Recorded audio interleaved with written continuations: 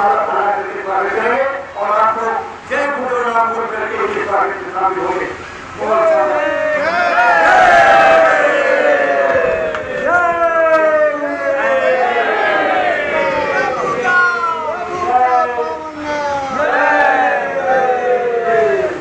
अब मैं देखिए कहना करूँगा गुरु महाराज के प्रत्येक वचन आप लोग नीचे करेंगे।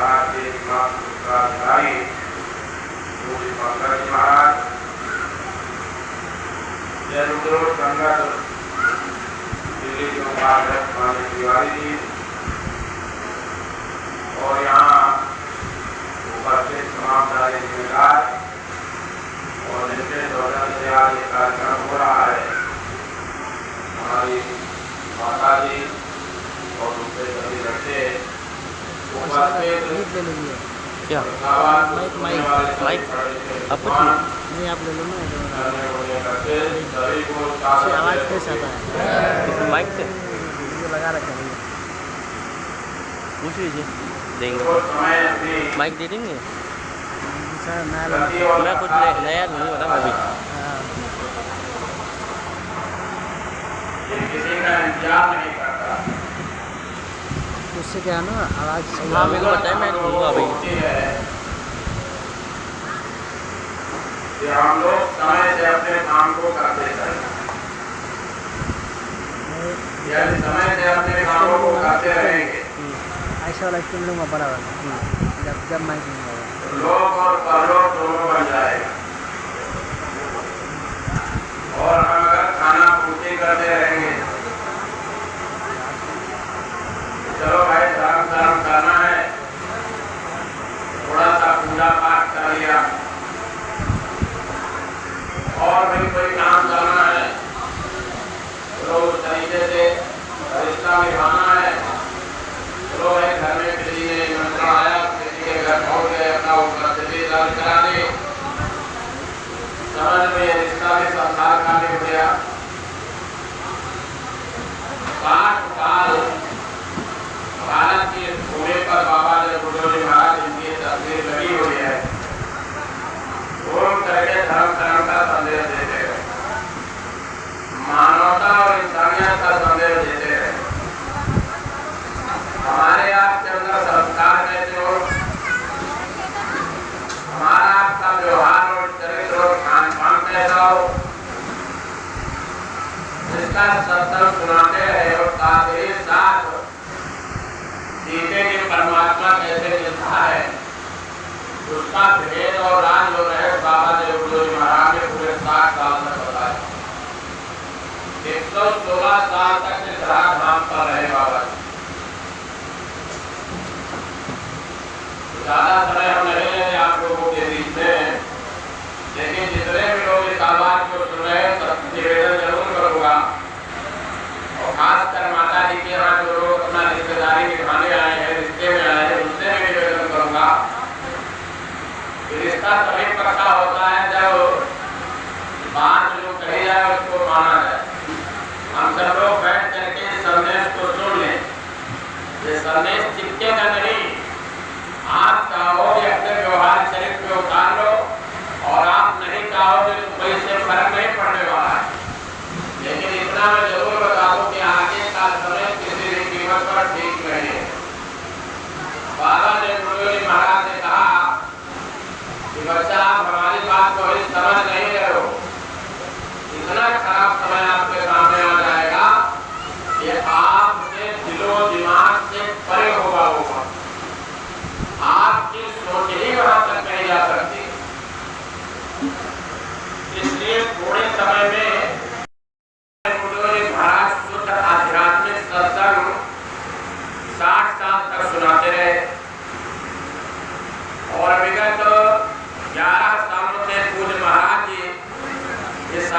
तात्विक और वैचारिक सत्संग संदेश को भारत की भूमि पर घूम घूम करके लोगों को बता रहे हैं।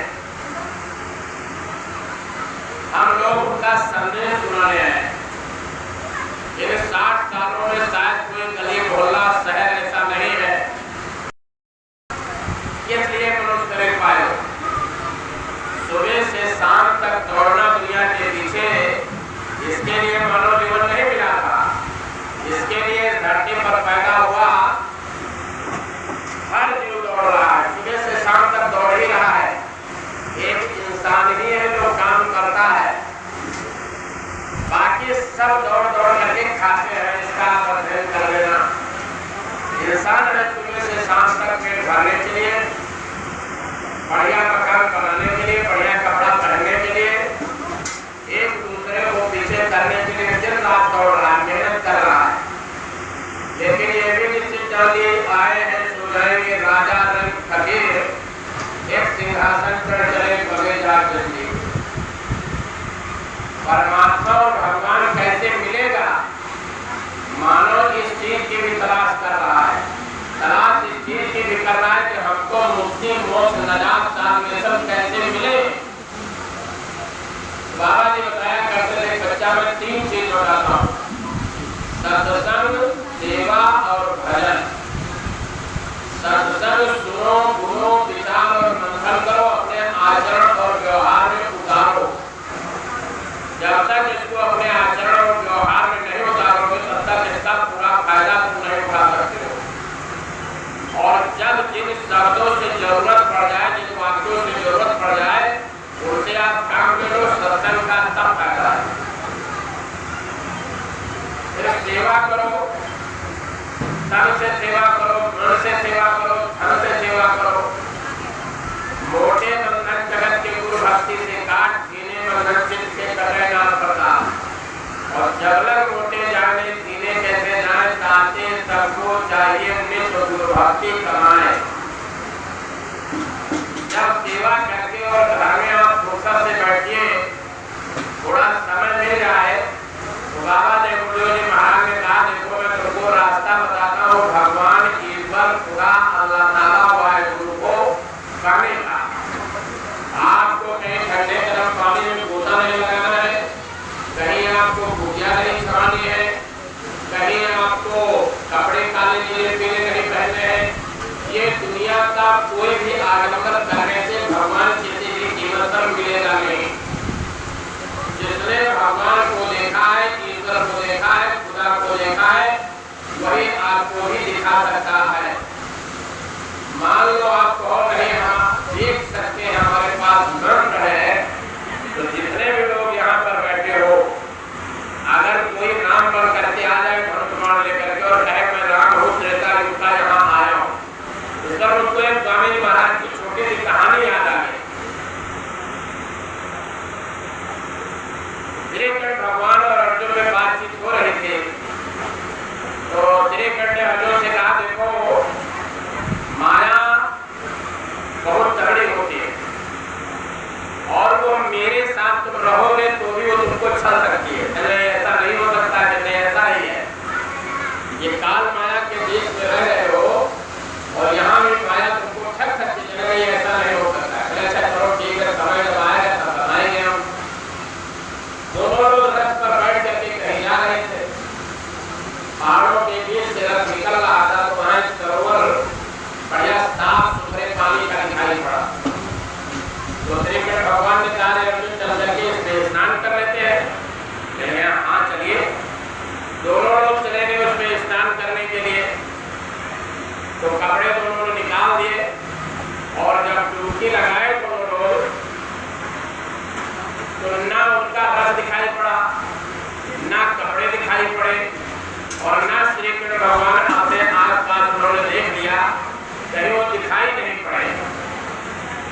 अब वहां पर रोने लगे वो अर्जुन, कहने लगे भाई कृष्ण भगवान कहाँ चले गए। आप धीरे धीरे विरह और ताप में वहां से निकले और चले जा रहे थे। जाते जाते गांव के किनारे पहुंचे तो वहां गांव के लोगों ने कहा भाई परेशान से दिखाई पड़ रहे हो, कहाँ जा रहे हो। चले हमारे साथ कृष्ण भगवान से उनका रथ हमारा वहां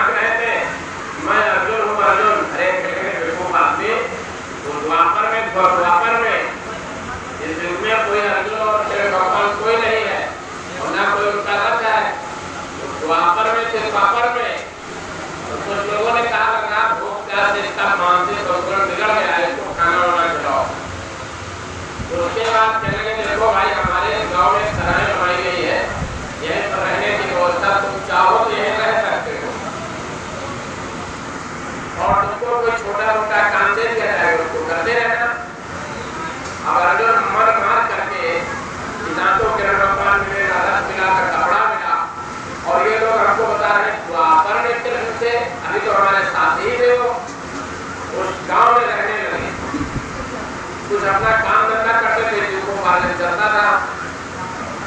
तो पड़ोस के गांव में कुश्ती लगी। अब उसको लोग परदेसी परदेसी कहने लगे। पड़ोस के गांव में कुश्ती लगी तो जो गांव के लोग थे सब कुश्ती देखने के लिए जाने लगे। तो परदेसी ने कहा हम भी चलेंगे तुम्हारे साथ कुश्ती देखने। चलिए तो ले जा करके कुश्ती के मैदान में सब लोग बैठ गए अपनी अपनी जगह लेकर के। परदेसी में बैठ गया। अब दो पहलवानों की आपस में कुश्ती होने लगी। तो एक पहलवान बड़ा तगड़ा निकला, उसने दो तीन पहलवानों को पिछाड़ दिया। उसमें शर्त ये थी जिसने कुश्ती को रखा था कि जो आदमी जीत जाएगा उससे मैं अपनी बेटी की शादी करूंगा। तो ये हुआ कि भाई ये पहलवान जीत गया है। अब सेठ जी तो है अपनी लड़की से शादी करेंगे तो उसका हाथ पकड़ करके मैदान में घुमाने लगे। तो जो गांव के बूढ़े बुजुर्ग बैठे थे, हमारे यहाँ जो परदेसी रह रहा है बड़ा हट्टा कट्टा और कह रहा है चलो जरा इसको भी देख लेते हैं ये क्या कहता है। चले परदेसी आया, अरे कहने के दो हाथ ऐसे करके देख ले, तुम्हें तो अपने को अर्जुन समझ रहा है। हाँ देख लेता हूँ, उसमें कौन सी बड़ी बात। मैदान में कूद गया, पहलवान से कुश्ती हुई, अर्जुन ने उसको गिरा दिया, जीत गया। सेठ की लड़की से शादी हो गई। 4-5 साल में 4-5 बच्चे हो गए। अब एक बार मेला फिर लगा वहां पर, तो पति पत्नी और बच्चों का हाथ पकड़ करके और अर्जुन गए मेला देखने। दिन भर मेला देखे, शाम की थकान में लौट रहे थे तो उनको पहाड़ों के बीच में एक सरोवर दिखाई पड़ा। पत्नी से कहा मैं सोच रहा हूँ कि बढ़िया मेरे पास पानी है, चलते हैं सब लोग इसे स्नान कर रहे हैं। हाँ ये ठीक है। पति पत्नी ने मिलकर के बच्चों को नहलाया, बैठा दिया। पत्नी स्नान करके आई, कपड़े पहन वो आगे में कहा मैं भी स्नान करके आता हूँ। आप गए जब स्नान किए, स्नान करके डुबकी मारे और बाहर निकले तो ना बच्चे मिले ना पत्नी मिली। अब बड़े बड़े जोर में हम रोने लगे और इतने जोर जोर से रोने लगे तो बगल में किरण भगवान खड़े थे, कहे अर्जुन मैं तुम्हारा सखा मैं। अरे कहने कोई सखा वखा नहीं, कहाँ ये द्वापर है ये नहीं, कहाँ सखा और कहाँ में रहे। कहे मैं किरण। एक तमाचा खींच करके मार पड़ी जोर और तब उनको होश आया, तब अपने किरण भगवान को पहचान पाए, अपने रथ को देखा और अपने कर्मों को देखा। ये है माया नगरी जहाँ हम बैठे हैं। और इसी को महापुरुषों ने कहा ये है सराय सराय, यहाँ कोई रहता नहीं है। चंद रोजा श्वास की पूंजी हम आप लेकर के आते हैं और यही श्वास की पूंजी जिस दिन खत्म हो जाती है इस संसार को एक दिन छोड़ करके जाना पड़ता है। दुनिया में बच्चा जब पैदा होता है तो वो कहते हैं खाली हाथ पैदा होता है और जब इंसान दुनिया से जाता है तो खाली हाथ जाता है, न कुछ लेकर के आता है न कुछ लेकर के जाता है। लेकिन यहीं पर हमारा आपका सोचना थोड़ा गलत है। जब आदमी पैदा होता है दुनिया में तो अपना भाग्य और प्रारब्ध लेकर के पैदा होता है और इसी को महापुरुषों ने लिखा पूर्व जन्म के पाप से हर चर्चा न सुहाए, जैसे ज्वर के ताप से भोजन के रुक जाए। पूर्व जन्म के संस्कार होते हैं जो हमको आपको संसार में ही सुनने देते हैं, हमको आपको रामायण गीता भागवत की बात को मानने नहीं देते हैं। पूर्व जन्म के संस्कार होते हैं जो महापुरुष पूरे संत आते हैं उनके नियमानुसार चलने नहीं देते हैं। और पूर्व जन्म के संस्कार ही है जो कुंवारी कन्या से कबीर साहब पैदा हुए थे। अपनी लोक लाज बचाने के लिए बनारस में लहरदारा तालाब के किनारे उठा करके फेंक दिया। चुराहे पति पत्नी जा रहे थे और देखा किसी बच्चे के रोने की आवाज आ रही है। उन्होंने उसको उठा लिया, ले जाकर के बाल पोत के बड़ा किया। करने का काम होता था, कपड़े की बुनाई होती थी, कबीर साहब को सिखा दिया। लेकिन उनके अंदर वो लालसा थी कि हमको भगवान कैसे मिले, ईश्वर कैसे मिले, और उसी की तलाश को रामायण से रास्ता लेकर के भजन किए और अपनी जीवात्मा को प्राकाष्ठा पर पहुंचा दिया और दुनिया को संदेश दे दिया कि या घट भीतर मंदिर मस्जिद याही में गुरु हमारा, और या घट भीतर सात समुद्र कोई मीठा कोई खारा, और या घट भीतर राम ने देखा जब तीसर नैन उठारा। मेरे किसी के अंदर राम है, जब तक तीसरी आंख नहीं खुली थी मैं राम को नहीं देखा था, और जब तीसरी आंख खुल गई तो दिखाई पड़ने लगा। वही कबीर साहब ने कहा मसी कागज छियो नहीं कलम गई नहीं हाथ, उनका भाग देख लीजिए आज के दोहे पढ़ करके लोग IAS IPS की डिग्री हासिल कर रहे हैं। और वही कबीर साहब ने कहा ईश्वर साकार है दिखाई पड़ता है। वही गोस्वामी जी महाराज ने मीराबाई ने दुनिया को संदेश दिया, और वही बाबा जयगुरु जी महाराज पूरे भारत ने विश्व के अंदर ढिंढोरा पीट दिया। ईश्वर साकार है दिखाई पड़ता है, जैसे मैं मन से बैठ करके बोलता हूँ तुमसे बात करता हूँ, ऐसे ही भगवान मिलता है, ऐसे तुम बात कर सकते हो। बस शर्त ये है कोई शब्द वेदी शब्द तुमको मिल जाए और रास्ता बता दे, उससे रास्ता ले लो, और नहीं मैं तुमको रास्ता बताता हूँ। बाबा जी महाराज बाबा जयगुरु जी महाराज ने बात बताई।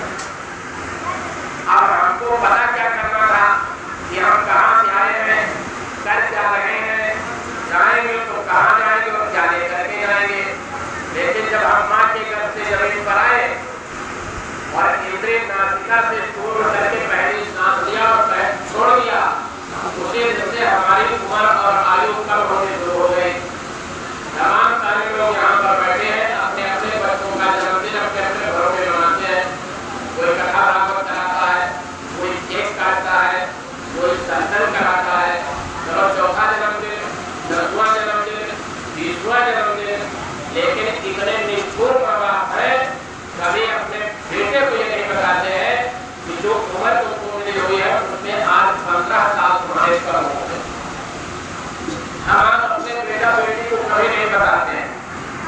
हम बेटा बेटी को बताते हैं बेटे तेरी उम्र बढ़ रही है, लेकिन कुदरत की ऐसी गिनती है ये 99, 98, 97, 96, 95 उल्टी चलती है। शिव घटक शरीर जतन कोई मन निर्यावत, संत महात्माओं का यही मतलब होता है जो आपको वास्तविकता से परिचय करा देते हैं और बोध करा देते हैं। इसलिए मेरी बात को समझने का प्रयास करिए। बाबा जयगुरु जी महाराज ने इस भेद और राज रहस्य को छोड़ा। बच्चा बड़ा होता है, पढ़ने लिखने भेज देते हैं, पढ़ लिख करके आया, सामाजिक एक नियम होता है, शादी ब्याह हो गया, बाल बच्चे पड़ गए, मैं रोड तोड़ तयमाया और बस जीव दिखाया, हम आप इसी में फंस गए। हमको आपको ये बोल ही नहीं रहा कि संसार को छोड़ करके एक दिन जाना है। लेकिन जिस तरीके से ट्रेन चलती है, हमारा प्लेटफार्म आता है, हम बैठ लेते हैं, तमाम सारे यात्री हमारे साथ बैठते हैं, लेकिन बहुतों का प्लेटफार्म पहले आ जाता है, उतर लेते हैं, और जब हमारा प्लेटफार्म आता है तो हम भी बुढ़िया की तरह मान करके उस प्लेटफार्म पर उतर जाते हैं। उसी तरीके से चलती हुई ट्रेन है, मुसाफिर के रूप में जीवात्मा बैठी है, श्वास रूपी किराया दे रही है। जैसे जीवात्मा श्वास रूपी किराया देना बंद करेगी, आप अपने माँ बाप के इकलौती संतान हैं, आप देश साहूकार हैं, आप धनी मानी हैं, आप प्रधान विद्वान हैं, आप बहुत बड़े राजपाट के राजा हैं, उससे कोई लेना देना नहीं है। जैसे श्वास की पूंजी खत्म हुई, वैसे ही धर्मराज की अदालत से भेजे गए सिपाही वहीं आकर के खड़े हो जाए, कहते चलो इस मकान को खाली करो, निकलो इसमें से। तो हमने अपने जीवन में बहुत दोस्त बनाए, बहुत मित्र बनाए, बहुत साथी बनाए, बड़े स्टूडेंट लाइफ में अपने क्लास फेलो बनाए, बहुत लोगों को हित मित्र बना लिया, हमने साथी बना लिया, दोस्त बना लिया, बिजनेसमैन रहे तो बिजनेसमैन की कैटेगरी के साथी बना लिए, लेकिन अपने अंतिम समय का कोई साथी हमने नहीं बनाया। इस जीवन में कोई गलती कर डाली, मुकदमा डालने के लिए हमने आपने वकील बना लिया, लेकिन हमने अपने माँ के गर्भ में वादा किया था, अब प्रभु कृपा करो ये माते और सब भजन करम लगाते यहाँ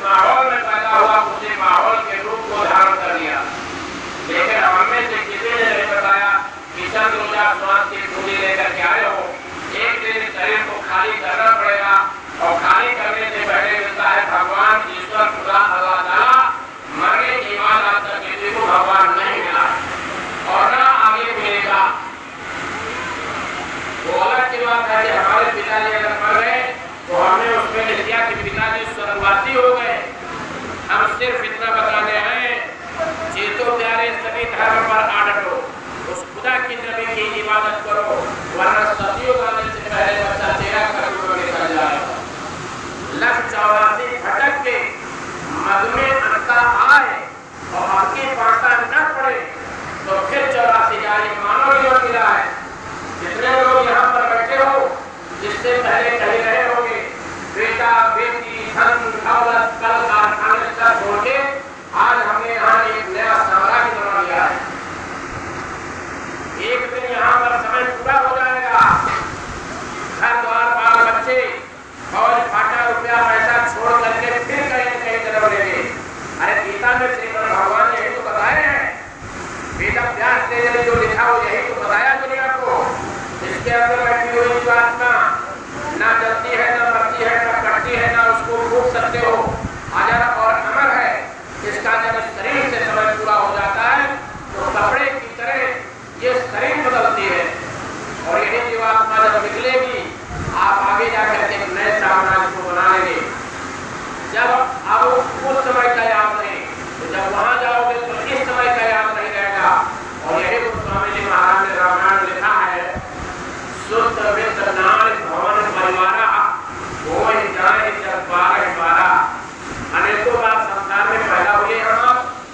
इस परिवार को, समाज को, गृहस्थी को चलाने के लिए क्या क्या कर नहीं करा हमने आपने झूठ भी बोला, धोखा भी दिया, मिलावट भी किया, मांस मदिरा का खान पान भी किया, अच्छे बुरे कर्मों का पर्दा इसी जीवात्मा पर आकर के चढ़ गया। बाबा जय गुरुदेव महाराज जब अपना अभियान चलाए अध्यात्मवाद का, एक अजीब तरीके की बात कहते थे और वो थोड़ा समझ से परे होती थी कि तुम मानो शरीर पाए हो, इस शरीर के अंदर 3 आँख 3 नाक 3 कान। आप लोग सोचने लगे कि भाई 2 आँख 2 कान 2 नाक तो हमने देखा है सुना है, 3 कहाँ से है? तब बाबा जी बताते थे इसके अंदर बैठी हुई जीवात्मा माँ के गर्भ में जब बच्चा ठहरता था 5 महीने के लगभग सब की दूरी को पकड़ा करके जीवात्मा उतारी जाती थी और वही जीवात्मा जब आकर के यहाँ बैठती थी तो अपनी रोशनी को नाक में, कान में, हाथ में, पैर में, पेट में, सारी इंद्रियों में अपनी रोशनी को फैला देती थी। उस जीवात्मा के अंदर एक आंख है, एक नाक है, एक कान है, लेकिन अच्छे बुरे कर्मों की वजह से वो बंद हो गई। जब तक वो नहीं खुलेगी, ना स्वर्ग देख सकते, ना वैकुंठ देख